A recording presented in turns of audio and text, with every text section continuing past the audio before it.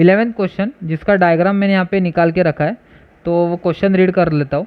In quadrilateral ABCD segment AD is parallel to segment BC, मतलब ये segment AD और BC parallel है, तो ये क्वाड्रिलेटरल हम लोग ट्रेपेजियम भी बोल सकते हैं, लेकिन यहाँ पे क्वाड्रिलेटरल दिया हुआ है। तो diagonal AC and diagonal BD intersects each other in point P, then show that AP upon PD is equals to PC upon BP दिया है। तो जो गिवन है वो मैं पहले लिख लेता हूँ। यहाँ पे गिवन में दिया है कि in quadrilateral ABCD segment AD perpendicular to segment BC आएगा, ठीक है। और क्या दिया हुआ है, diagonal AC and BD intersects, दोनों डायगोनल्स इंटरसेक्ट कहाँ पे हो रहे हैं, intersects each other at point P बोला है, ठीक है, एट पॉइंट P। तो ये आया, हमें शो दैट करना है, शो दैट यहाँ पे क्या करना है कि AP upon PDA is equals to PC upon BP बोला है। तो देखते AP जो है वो ये है, इधर वाला, ये वाला है AP, उसके बाद PD जो है वो इधर है, PC जो है वो यहाँ पे है, और BP जो है वो यहाँ पे। मतलब हम लोग को दो ट्रायंगल जो यूज़ करना है वो है APD ट्रायंगल और PBC ट्रायंगल। ये दो ट्रायंगल्स को हम लोग यहाँ पे प्रूफ करेंगे या सिमिलर प्रूफ करेंगे। सिमिलर प्रूफ करने के बाद हम लोग को यहाँ पे रेशियोज मिलेगा। तो इसको मैं यहाँ पे प्रूफ बता देता हूँ। यहाँ पे क्या आएगा, तो सबसे पहले जो दिया था वही लिखेंगे, इन क्वाड्रिलेटरल ABCD यहाँ पे segment AD parallel to segment BC। अगर ये दोनों AD और BC पैरेलल है तो यहाँ पे ट्रांसवर्सल जाएगा जो है BD, और हमें अल्टरनेट एंगल्स मिलेगा। तो यहाँ पे लिखना है AD parallel to BC and BD is the transversal, यहाँ पे आएगा ट्रांसवर्सल। अगर BD ट्रांसवर्सल है तो हम ऐसा लिख सकते हैं कि ADP is congruent to PBC। यहाँ पे रीज़न क्या आएगा, अल्टरनेट एंगल्स। यहाँ पे रीज़न क्या आने वाला है, अल्टरनेट एंगल्स। तो यहाँ पे इसको, ये जो आया है उसको हम देंगे इक्वेशन 1। तो हम यहाँ पे स्टार्ट करते दो ट्रायंगल्स सिमिलर प्रूफ करने के लिए। तो in triangle APD and triangle BPC, मतलब ये ऊपर वाला ट्रायंगल ये APD और BPC ये वाला ट्रायंगल, इसमें पहले से ही ADP is congruent to PBC जो हम लोग ने यहाँ पे प्रूफ कर लिया हुआ है, बताया था अल्टरनेट एंगल से। तो इसको 1 दिया था तो यहाँ पे आएगा फ्रॉम 1, और दूसरा जो है वो यहाँ पे आएगा angle APB is congruent to angle BPC। इसका रीज़न है वर्टिकली ऑपोजिट एंगल्स। तो दो पेयर जो हम लोग को सिमिलर प्रूफ करने के लिए जो चाहिए वो मैंने यहाँ पे लिखा हुआ है। तो दोनों ट्रायंगल जो है वो कौन से टेस्ट से प्रूफ हो गए सिमिलर, तो यहाँ पे APD is similar to triangle by AA test. तो यहाँ पे आएगा बाय AA टेस्ट, ठीक है, जिसमें 1-to-1 करस्पॉन्डेंस से लिखना है अभी। तो यहाँ पे P जो है ये कौन से एंगल को कॉन्ग्रुएंट है P के साथ, देखते तो यहाँ पे P मिडल में है तो यहाँ इधर भी P मिडल में आएगा, और जो D है वो किसके साथ कॉन्ग्रुएंट है, B के साथ। तो ये D थर्ड प्लेस पे है तो यहाँ पे भी B जो है वो थर्ड प्लेस पे आएगा। तो यहाँ पे बचा क्या, C। तो ये APD similar to triangle CPD होगा। अभी जब ट्रायंगल सिमिलर है तो रिमेनिंग साइड्स में हम लोग को मतलब या CSST में लिखना पड़ेगा कि AP upon CP is equals to PD upon PB आएगा, is equals to AD upon CB। AP मतलब ये फर्स्ट दो प्लेसेस वाले, तो यहाँ पे भी फर्स्ट दो प्लेसेस, सेकेंड और थर्ड प्लेसेस वाला PD, तो यहाँ पे भी PB सेकेंड और थर्ड प्लेस में आया। A और D फर्स्ट और थर्ड प्लेस, वैसे यहाँ पे CB जो है वो फर्स्ट और थर्ड प्लेस से आया। तो यहाँ पे रीज़न क्या आएगा इसका, CSST। तो अभी जो हम लोग को प्रूफ करना है वो देख लेते हैं क्या है। हम लोग को AP चाहिए, PD चाहिए, तो AP है इसमें AP, तो ये वाला आएगा AP, ठीक है, AP इधर आया, और PD चाहिए जो कि इधर है, ये वाले सेकंड इसमें है PD। PC चाहिए वो यहाँ पे ही है PC, और PB चाहिए वो है, मतलब हम लोग को ये पहले वाले जो दो इक्वल्स है उसको हम लोगों को यूज़ करना है। AD अपॉन CB का यहाँ पे ज़रूरत है नहीं, ठीक है। तो वो लिख लेता हूँ मैं अलग से, देयरफॉर AP अपॉन CP को मैं PC लिख लेता हूँ, और यहाँ पे PD अपॉन PB लिख लेता हूँ, ठीक है। लेकिन हम लोग को जैसे मैं बोला था कि AP है, AP अपॉन PD चाहिए, तो यहाँ पे बाय यूजिंग अल्टरनेंडो हम कर सकते हैं। मतलब ये दो जो शिफ्ट होने वाले, जैसे कि ये वाले दो नंबर्स यहाँ पे शिफ्ट होते हैं किस में, अल्टरनेंडो में। तो यहाँ पे अल्टरनेंडो जब मैं यूज़ करूँगा तो देखते हैं यहाँ पे क्या आएगा, बाय यूजिंग अल्टरनेंडो।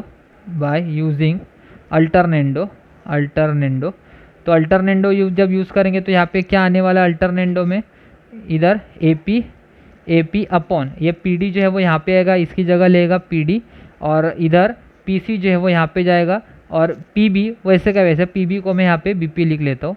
और यही हम लोग को शायद प्रूफ करने के लिए बोला था। तो A P upon P D था और P C upon B P. तो यहाँ पे जो हम लोग को प्रूफ करने बोला था वो हम लोगों ने प्रूफ किया। तो ये 11th क्वेश्चन कंप्लीट हो गया। आगे हम देखेंगे 12th क्वेश्चन के बारे में। 12th क्वेश्चन देखते हैं जो कि एक्टिविटी बेस्ड क्वेश्चन है और जिसका डायग्राम और एक्टिविटी वाला क्वेश्चंस मैंने यहाँ पे लिखा हुआ है। तो यहाँ पे स्टार्ट करता हूँ क्वेश्चन रीड करने के लिए।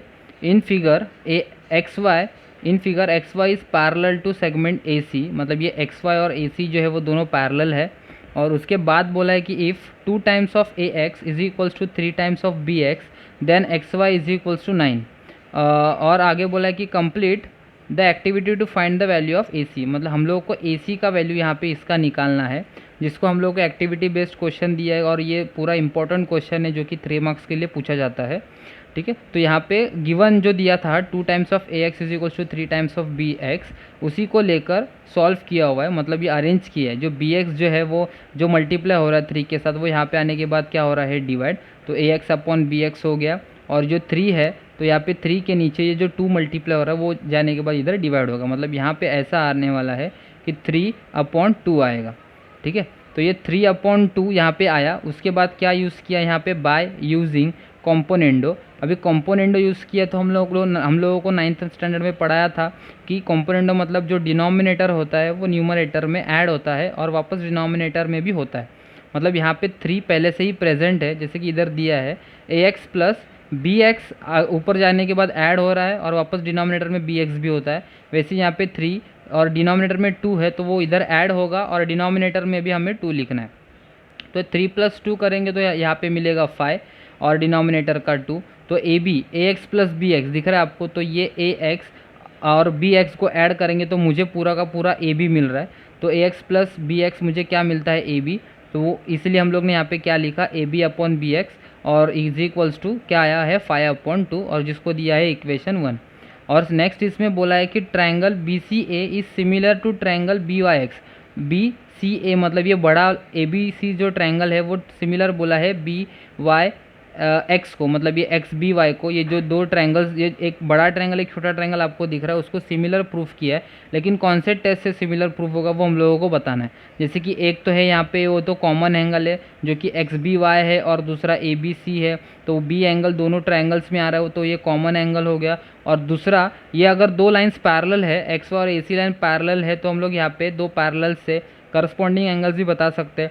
मतलब यहाँ पे हम लोग ने 2 ट्रायंगल्स में 2 सिमिलर ट्रायंगल्स के लिए 2 पेयर्स हम लोग को यहाँ पे प्रूफ करना पड़ेगा, जो कि एक था कॉमन एंगल और दूसरा वाला जो हम लोग को मिला पैरेलल लाइन की वजह से वो है करस्पॉन्डिंग एंगल्स। तो उसी की वजह से हम लोग को यहाँ पे टेस्ट कौन सा मिलने वाला है, बाय ए टेस्ट आएगा। ठीक है, तो ए टेस्ट यहाँ पे हम लोग ने बता दिया, तो ए टेस्ट हो गया। उसके बाद यहाँ पे क्या लिया है, CSST लिया है ना, साइड्स लेते हैं हम लोग, रिमेनिंग साइड्स वाला रेशियोज। तो बी ए अपॉन बी एक्स लिया है, और इधर ए सी जो कि है यहाँ पे ए सी अपॉन यहाँ पे वाई एक्स लिया है या एक्स वाई लिया है।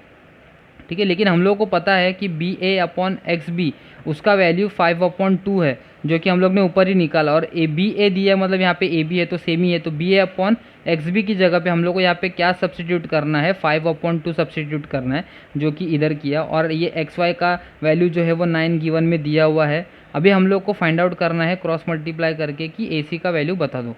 ठीक है, तो हम यहाँ पे रफ में बता देता हूँ। 5/2 is equals to A C upon 9 है, ए सी अपॉन 9। तो नेक्स्ट स्टेप में क्या होगा, 5 × 9 हो जाएगा, इज इक्वल्स टू 2 × ए सी हो जाएगा। उसी के नेक्स्ट स्टेप में 5 × 9 और डिवाइड बाय 2 आ जाएगा, और यहाँ पे बचेगा क्या, ए सी। तो अभी 5 9 सर 45 होता है, और डिवाइड बाय 2 तो प्रॉपर डिवाइड नहीं होगा क्योंकि डेसिमल में आने वाला है, तो उसको डिवाइड कर लेते। तो 2 1 सर 2, 2 2 सर 4 आएगा। वापस यहाँ पे 2 2 सर 4 है, तो 2 2 सर 4 और एक बार आएगा, 0.1 है तो 0 आएगा। तो 2 5 सर 10। तो यहाँ पे फाइनल आंसर हम लोगों को मिल रहा है कि 22.5 यूनिट्स। ठीक है, तो ये ए सी का वैल्यू हम लोग को निकालने बोला था और वही हम लोग ने इधर निकाला। तो इसी के साथ ये 12th क्वेश्चन भी ख़त्म हो गया। आगे हम देखेंगे 13 क्वेश्चन के बारे में। तो 13 क्वेश्चन देख लेते हैं कि क्या दिया है, जिसका डायग्राम मैंने यहाँ पे निकाल के रखा है। तो क्वेश्चन रीड करता हूँ मैं। In figure the vertices of a square DEFG are on the sides of triangle ABC। तो ये जो बीच में आप लोगों को दिख रहा है वो क्या है, स्क्वायर है, स्क्वायर DEFG। और स्क्वायर है मतलब ये जो D एंगल और E एंगल और G और F एंगल जो होंगे वो क्या होंगे, 90 डिग्री। तो ये दोनों को मैंने मार्क कर दिया क्योंकि ये दो हम यहाँ पे यूज़ करने वाले हैं। और आगे बोला है कि angle A equals to 90 degree, ये ऊपर दिया है। देन प्रूफ दैट हम लोग को बोला है कि DE square is equals to BD multiply by EC करना है, BD मल्टीप्लाई बाय EC। और हिंट हमें कुछ दिया हुआ है। तो देखते हैं हम लोग कैसे स्टार्ट करेंगे इसको। ये बहुत इजी सम है ये पूरा, लेकिन थोड़ा लेंदी है। तो इसको हम लोग ऐसे स्टार्ट करेंगे, जो गिवन में दिया है वो सबसे पहले लिख लेंगे यहाँ पे। हम लोगों को बोला है कि quadrilateral DEFG is a square हम लोगों को बोला है। और आगे बोला है कि एंगल A जो है वो क्या है, 90 डिग्री है।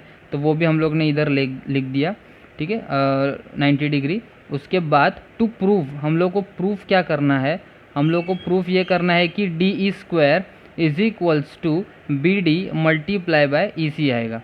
तो हम लोग अभी यहाँ पे स्टार्ट करेंगे प्रूफ से। एक पूरा सम जो है वो इजी है, लेकिन हमें यहाँ पे सिर्फ उसको स्टेप बाय स्टेप सॉल्व करना है। तो सबसे पहले अभी स्टार्ट करेंगे स्क्वायर के साथ। तो यहाँ पे दिया है कि DEFG इज़ अ स्क्वायर। तो DEFG इज़ अ स्क्वायर यहाँ पे लिखेंगे। अगर स्क्वायर है तो उसके सारे साइड जो होंगे वो क्या होंगे, इक्वल होंगे। जैसे कि यहाँ पे DE is equals to EF is equals to GF is equals to DG आएगा। तो यहाँ पे मुझे लिखना पड़ेगा साइड्स ऑफ अ स्क्वायर। आप ये रीज़न लिख सकते हो, साइड्स ऑफ अ स्क्वायर लिखो या all sides of a square are equal, वो भी लिख सकते हो। तो यहाँ पे मुझे इक्वेशन देना पड़ेगा, इक्वेशन 1। अभी यहाँ पे आप दो ट्रायंगल्स देख रहे हो, जैसे कि GBD ट्रायंगल दिख रहा है आपको, और एक बड़ा ट्रायंगल दिख रहा है जो कि है ट्रायंगल ABC। तो वो दोनों ट्रायंगल्स को मुझे यहाँ पे लेना पड़ेगा। जैसे कि in triangle GBD and triangle ABC। वैसे तो आप यहाँ पे GBD और ट्रायंगल GFE भी लेके सॉल्व कर सकते हो, लेकिन अगर बड़ा लेंगे, ये बड़ा ट्रायंगल है, तो आपको एक्स्ट्रा कुछ सॉल्व करने की ज़रूरत नहीं है। आप डायरेक्ट आप यहाँ पे टेस्ट से प्रूफ कर सकते हो कि वो दो सिमिलर है, ठीक है। तो GBD एंड ट्रायंगल ABC हम लोग ने यहाँ पे लिखा। तो सबसे पहला जो पेयर हम लोग को कॉन्ग्रुएंट मिल रहा है वो है ये angle A and angle D, जो कि 90 डिग्री दिया है। तो यहाँ पे भी लिख लेता हूँ मैं, angle GDB is congruent to angle BAC। मतलब D एंगल जो है वो A एंगल को कॉन्ग्रुएंट है। उसका रीज़न क्या आएगा, बोथ 90 डिग्री, ठीक है। और सेकेंड वाला जो पेयर हम लोग को यहाँ पे मिल रहा है जो कि है GBD है वो एंगल, और ABC जो है उसका भी B एंगल, मतलब ये दोनों जो एंगल मिल रहा है वो क्या है, कॉमन एंगल है। तो वो भी मुझे लिखना पड़ेगा यहाँ पे। तो यहाँ पे लिखता हूँ मैं, angle GBD is congruent to angle ABC आएगा। यहाँ पे उसका रीज़न क्या आने वाला है, कॉमन एंगल। यहाँ पे रीज़न क्या आएगा उसका, कॉमन एंगल, ठीक है। अभी दोनों ट्रायंगल्स तो प्रूफ कर रहे हैं हम लोग, ए टेस्ट से सिमिलर है, तो उनको लिखना पड़ेगा प्रॉपर 1-to-1 करस्पॉन्डेंस से। तो यहाँ पे आएगा triangle GBD is similar to triangle by A test. अब इसको 1-to-1 करस्पॉन्डेंस में प्रॉपर लिखना है। तो D एंगल जो कि कॉन्ग्रुएंट है A को, तो यहाँ पे D थर्ड प्लेस पे है, तो इधर A भी कहाँ आएगा, थर्ड प्लेस पे आएगा। और B को B कॉन्ग्रुएंट है, तो यहाँ पे B सेकंड प्लेस पे है, तो यहाँ पे भी B सेकंड प्लेस पे आएगा। तो बचा कौन सा, या एंगल यहाँ पे C बचा, ठीक है। तो ये हम लोग ने टेस्ट से प्रूफ किया। तो इसको देता हूँ मैं इक्वेशन 2। वैसे हमें दूसरे दो एंगल्स जो दो ट्रायंगल जो है वो सिमिलर प्रूफ करना है। जैसे कि यहाँ पे ये EFC ट्रायंगल जो है वो भी बड़े ट्रायंगल ABC को हम लोग को प्रूफ करना है सिमिलर है। तो यहाँ पे मैं लिख लेता हूँ, now in triangle EFC and triangle ABC। अब ये दोनों ट्रायंगल्स में, ये दोनों बड़े वाले ट्रायंगल्स में देखना है कि क्या क्या जो पेयर्स है वो हम लोग को कॉन्ग्रुएंट आते हैं। जैसे कि सबसे पहले ए एंगल जो है और यहाँ पे E एंगल बहुत 90 डिग्री आएगा, तो वो मैं इधर लिख लेता हूँ, angle FEC is congruent to angle BAC। इसका रीज़न क्या आएगा यहाँ पे, बोथ 90 डिग्री, जो कि हम लोग ने फर्स्ट वाले में भी सेम ही किया था। और दूसरा जो पेयर यहाँ पे मिल रहा है वो, जैसे कि इधर B कॉन्ग्रुएंट कॉमन एंगल था, वैसे यहाँ पे भी C जो है वो कॉमन एंगल है। तो इधर लिखना पड़ेगा FCE is congruent to angle BCA आएगा। यहाँ पे भी रीज़न क्या मुझे मिलेगा, कॉमन एंगल। यहाँ पे रीज़न क्या आने वाला है, कॉमन एंगल। अब ये दो ट्रायंगल्स तो हम लोग ने वापस प्रूफ किया कि ए टेस्ट से ये दोनों ट्रायंगल सिमिलर है, तो इनको लिख लेता हूँ मैं प्रॉपर। तो triangle EFC is similar to triangle by A test, तो यहाँ पे मैं लिखना है बाय ए टेस्ट, लेकिन 1-to-1 करस्पॉन्डेंस से प्रॉपर लिखना पड़ेगा। तो FEC, ई एंगल किसको कॉन्ग्रुएंट है, ए को, तो ई फर्स्ट प्लेस पे है, तो यहाँ पे भी ए जो है वो मुझे फर्स्ट प्लेस पे लिखना है। सी किसको कॉन्ग्रुएंट है, सी को, तो सी थर्ड प्लेस पे है, तो यहाँ पे भी सी मुझे थर्ड प्लेस पे लिखना है। और वैसे ही यहाँ पे बी बचा हुआ एंगल वो मिडल में आएगा, जो कि एफ के साथ कॉन्ग्रुएंट हो सकता है, वो रिमेनिंग पार्ट्स में लिखते हैं हम लोग। ठीक है, तो ये दोनों ट्रायंगल्स भी मैंने सिमिलर प्रूफ किया। लेकिन अगर आप यहाँ पे देखें तो ये CBA ट्रायंगल है और यहाँ पे ABC ट्रायंगल, ये दोनों ट्रायंगल सेम है, लेकिन उनका जो 1-to-1 करस्पॉन्डेंस वाला जो ये है वो उल्टा है। जैसे कि यहाँ पे ABC उल्टा दिया हुआ है, तो इसको भी मुझे अगर उल्टा लिखना है, तो अगर ये उल्टा होगा, इसकी नेमिंग्स अगर उल्टे होंगे, तो ये ट्रायंगल का भी नेमिंग मुझे उल्टा लिखना पड़ेगा। मतलब डैट इज़ मैं यहाँ पे लिखता हूँ, डैट इज़ CFE, अभी उल्टा लिखा, CFE is similar to triangle CBA आएगा। तो इसको मुझे देना है इक्वेशन 3। अगर हम 2 और इक्वेशन 3 को अगर ध्यान से देखें, इक्वेशन 2 और इक्वेशन 3 को, तो CBA तो अभी ये दोनों तो सिमिलर हो गए और सेम है, तो उनके ऑपोजिट जो भी लेफ्ट हैंड साइड में होगा वो भी सिमिलर होने वाले हैं। जैसे कि यहाँ पे फ्रॉम 2 and 3 अगर हम देखें तो क्या आएगा, from 2 and 3 triangle GBD is similar to triangle CFE आएगा। हमें पता है अगर ये ऐसे ट्रायंगल्स अगर सिमिलर होता है तो हम उनका रेशोज़ लेते, तो यहाँ पे आएगा GB/CF is equals to BD/FE आएगा। और यहाँ पे बचा लास्ट वाला क्या, GD/CE आएगा, जिसका रीज़न हम लोग देते हैं CSST। ठीक है, तो ये CSST हो गया। अभी हम लोग को प्रूफ क्या करना था वो देखते हैं। हम लोग को DE² is equals to BD और EC चाहिए था, तो हम लोग देखते हैं यहाँ पे कि BD और EC जो है वो कहाँ आ रहा है। BD यहाँ पे है और EC जो है वो यहाँ पे, मतलब हम लोग को ये दो पार्ट्स लेना है, फर्स्ट वाला पार्ट की ज़रूरत नहीं, तो उसको अलग से कर लिखते हैं यहाँ पे। BD is equals to FE is equals to GD is equals to CE। ठीक है, लेकिन अगर हम यहाँ पे ध्यान से देखें तो BD और CE तो हम लोगों को यूज़ करना है, लेकिन FE तो यहाँ पे जो हम लोग को दिख रहा है FE और GD, उनके अगर डायग्राम में देखें FE और GD, ठीक है, ये FE है और ये GD है, ये तो स्क्वायर्स के साइड है, तो उनके बदले में यहाँ पे DE लिख सकता हूँ। तो ये जो रीज़न हम लोग ने यहाँ पे देखा था ना इक्वेशन 1, ये जो इक्वेशन दिया था इक्वेशन 1 हम यहाँ पे यूज़ कर सकते हैं। मतलब दोनों साइड्स की जगह पे हम इधर क्या यूज़ कर सकते हैं, DE यूज़ कर सकते हैं, जो कि हम लोग को चाहिए DE। ठीक है, तो उनकी जगह पे मैं DE सब्स्टिट्यूट कर लेता हूँ, देखते हैं क्या आता है फिर। तो therefore BD is equals to, ये भी इज इक्वल्स, इसकी जगह पे भी क्या आने वाला है, मुझे क्या लिखना है, DE लिखना है। और GD जो है वो भी स्क्वायर का साइड है, उसकी जगह पे भी मुझे क्या लिखना है, DE लिखना है। और बचेगा क्या हमारा यहाँ पे, CE बचेगा। तो ये DE मैंने कहाँ से सब्स्टिट्यूट किया, फ्रॉम 1 से सब्स्टिट्यूट किया। क्रॉस मल्टीप्लाई करेंगे तो हम लोगों को कुछ ऐसा मिलेगा, जैसे कि BD मल्टीप्लाई बाय CE आएगा, और यहाँ पे DE दोनों भी DE आएंगे, तो DE मल्टीप्लाई बाय DE। तो अगर हमें प्रॉपर लिखना है तो इसको BD तो वही दिया है BD, और CE की जगह पे हम लोग EC लिख सकते हैं, मतलब उसका नेमिंग थोड़ा चेंज किया। DE इंटू DE हम लोग को पता है कि DE स्क्वायर आता है, तो हम लोग को जैसे क्वेश्चन में दिया है वैसे पार्ट में लिखना पड़ेगा। जैसे कि आएगा that is DE² is equals to BD multiply by EC।